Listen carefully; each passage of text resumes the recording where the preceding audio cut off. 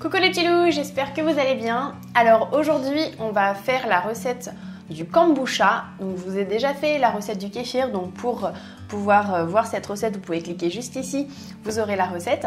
Et là maintenant on va faire le kombucha. Donc qu'est-ce que c'est le kombucha? C'est un champignon donc qui ressemble à un truc un peu bizarre là, comme vous pouvez voir, mais c'est grâce à ça qu'on va pouvoir faire cette boisson qui est vraiment très bonne. Et donc c'est une boisson fermentée qui est excellente pour la digestion, excellente donc pour les intestins. Et en plus vraiment délicieuse, surtout qu'on peut faire avec n'importe quoi. La recette elle peut être déviée en fait en mettant plein de fruits, de jus de fruits à l'intérieur. Donc on peut avoir plein de goûts différents, ce qui est top. Comme ça peut plaire à tout le monde.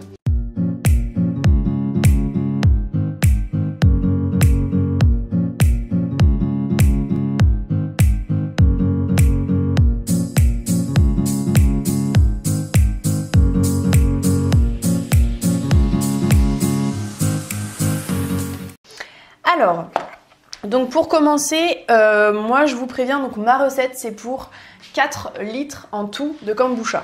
Donc on va commencer à mettre 2 litres d'eau froide à chauffer. Donc après, de préférence, il faut que ce soit de l'eau filtrée parce que le kombucha déteste tout ce qui est kéfir, n'importe quoi. Le kombucha n'aime pas le calcaire, donc si vraiment vous avez une eau calcaire, dans ce cas, essayez de faire bouillir fortement votre eau si elle n'est pas filtrée d'avance. Mais si elle est filtrée, vous la faites juste chauffer donc sur une plaque. Vous attendez pas que ça bout si elle est filtrée parce que on va mettre donc du thé à l'intérieur puisque le kombucha c'est une fermentation de thé. Donc une fois que votre eau est chaude mais pas bouillante, vous allez pouvoir mettre le thé à infuser à l'intérieur. Donc moi ce que je conseille, donc moi j'ai des petites chaussettes, j'appelle ça. Et donc on va pouvoir mettre, donc pour 4 litres je répète pour le kombucha, je mets 6 cuillères à café. Certains diront qu'il faut mettre que du thé noir. Moi j'ai essayé de mettre du thé noir, ça fonctionne. Sauf que j'avais énormément de thé vert en fait, comme ceci là en vrac. Et donc je n'aime pas en fait le thé vert finalement à le boire comme ça, j'aime pas trop. Et avec le kombucha ça passe super bien et ça m'a pas du tout tué le champignon. Donc bon, les dire qu'il n'y a que du noir qui fonctionne avec le kombucha, bah moi j'ai fait mes essais et je peux vous confirmer, ça fait pas mal de temps que je fais du kombucha maintenant et ça ne l'a absolument pas tué mon champignon. Donc vous pouvez prendre n'importe quel thé. Moi j'aime bien le thé vert Sancha. J'avais essayé un thé déjà que je n'aimais pas trop, je crois que c'était Jasmine Flowers et c'était un thé qui je trouvais assez amer au goût après derrière, donc il faut que vous faites vos tests hein. Mais si vous avez dans votre biocoop le vert Sancha, le thé vert Sancha, c'est vraiment top. Je trouve qu'il est vraiment très bon et que c'est pas très amer, donc ça rend la recette très bonne. Alors 4, 5 et 6. Ok, donc on va pouvoir le mettre à infuser dans l'eau chaude. Alors j'éteins et je mets infuser, on va mettre 5 minutes. C'est largement suffisant parce que sinon ça rend le thé trop amer. Donc je mets 5 minutes avec du thé sur les mains, c'est pas grave.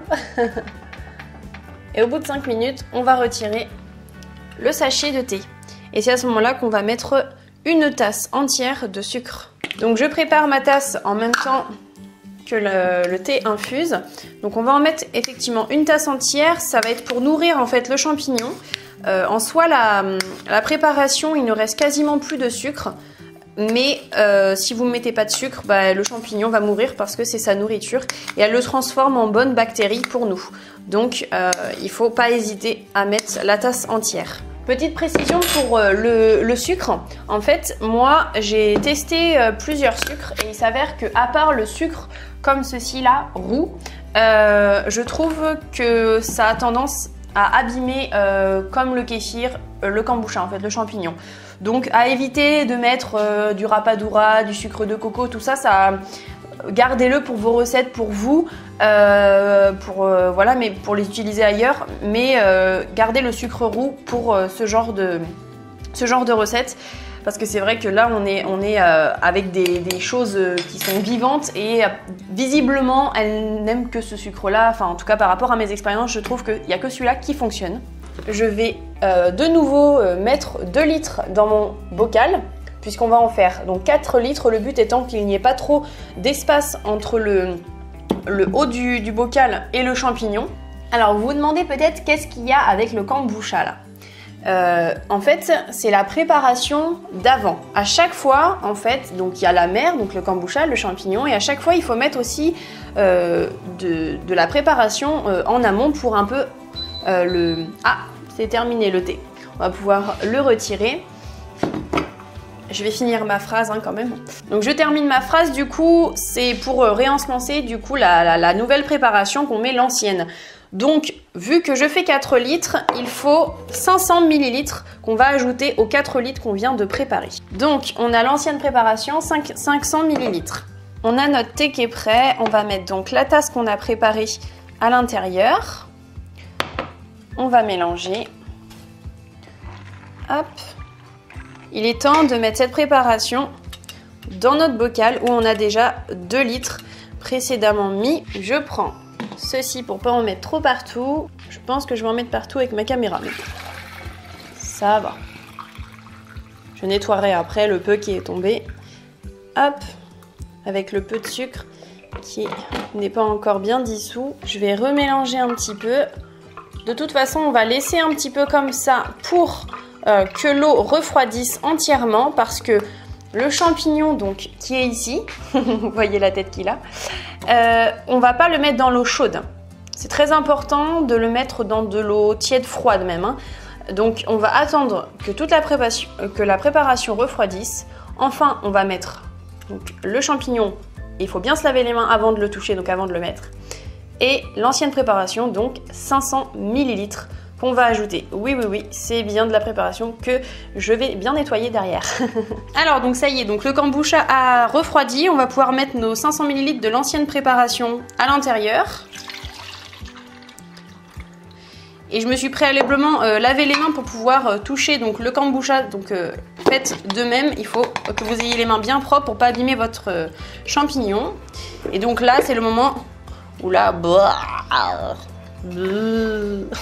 on le met dedans et on va pouvoir le laisser reposer donc pendant 10 jours. Je vais mettre un petit torchon propre dessus pour pas qu'il y ait de mouches qui aillent dedans et le tuent. Donc voilà, on met le petit torchon, hop, je le bloque. Après vous mettez dans un placard donc à l'abri de la lumière et vous laissez pendant 10 jours à peu près. Vous pouvez le goûter entre les deux et tant que c'est pas trop acide, ça c'est bon, et il faut à peu près jauger, vous goûtez un petit peu tous les jours. Quand ça vous plaît au niveau du goût, vous arrêtez la fermentation et puis après je vous retrouve moi dans 10 jours et je vous montre qu'est-ce qu'on en fait, parce qu'après il y a une deuxième fermentation où là vous pouvez mettre n'importe quel goût dedans, de la menthe, des fruits rouges, des jus de fruits, ce que vous voulez. Voilà, bon je vous dis à dans 10 jours. Notre kombucha, après beaucoup de patience, est enfin prêt.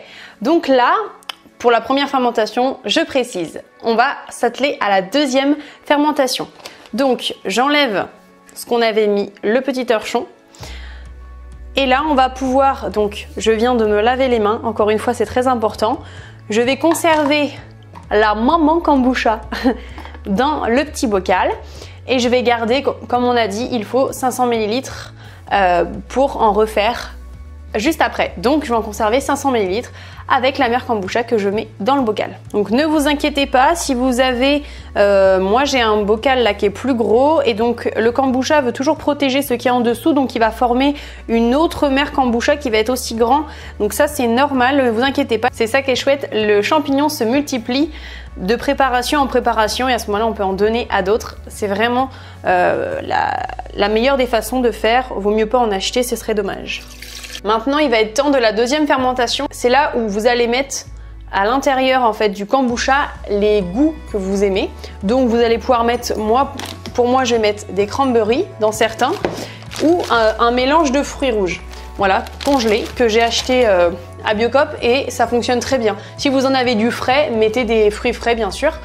Vous pouvez donc mettre aussi des jus de fruits, par exemple des jus d'orange, peu importe ça, faut innover. On peut mettre aussi de la banane à l'intérieur. On peut mettre plein de petites choses. Et la menthe aussi, c'est super bon, la menthe. Même la menthe accompagnée de fruits rouges, la menthe accompagnée de menthe. La menthe accompagnée de menthe, c'est sympa ça. La menthe accompagnée de banane. Enfin voilà, on peut mettre à chaque fois de la menthe. Mais moi, le problème, c'est que j'en ai pas beaucoup. Je la laisse un petit peu pousser parce que si je l'arrache tout le temps, elle va mourir. Donc je vais éviter de la tuer. Vous mettez les fruits en amont, comme ça quand vous avez mis votre kombucha, on est sûr que ça va pas dépasser de la bouteille parce que moi parfois je me fais avoir. Donc on met les petits fruits. Donc moi j'ai des petites framboises, du cassis, de la groseille. Vous mettez une petite dizaine de fruits, c'est des petits fruits donc voilà, n'hésitez pas. Quand vous avez les mains bien tachées, ça veut dire qu'il y a suffisamment de fruits rouges. Donc comme vous pouvez voir, il y a les fruits à l'intérieur, donc j'en ai fait 2 au cranberry et 3 avec des fruits rouges congelés. Donc là on va pouvoir mettre le kombucha. Les bouteilles sont prêtes. C'est le moment où il est possible qu'il y en ait un petit peu au bord des bouteilles parce que je suis pas toujours très douée. Hein. Donc voilà, c'est parti, je le mets dans mes bouteilles. On va pouvoir refermer nos bouteilles. Donc il faut bien prendre des bouteilles à limonade et n'oubliez pas de les faire péter tous les jours. Le kombucha c'est environ 7 jours. Ça peut aller plus vite en fonction de la chaleur de votre maison.